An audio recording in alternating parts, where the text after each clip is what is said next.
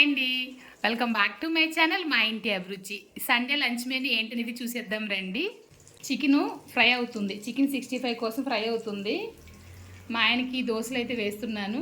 Stove ఇలా పడితే అలా ఉందని చెప్పేసి కమెంట్లు పెట్టకండి. వంట అంతా అయిపోయిన తర్వాత క్లీన్ చేయాలి.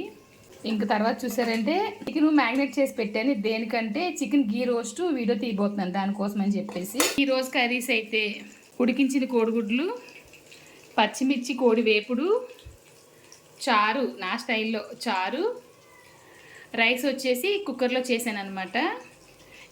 ఇదైతే చికెన్ గ్రేవీ.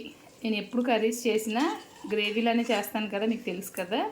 ఇదైతే చాలా బాగుంటుంది అనమాట. ఇది రెసిపీ చేశాను, వీడియో పోస్ట్ చేస్తాను. ఇదేమో చికెన్ 65 ఇంట్లో ఉండే మసాలాలతోటే వేపేస్తున్నా. ఫోన్ చూపించేసి టైం ఎంత అయిందో.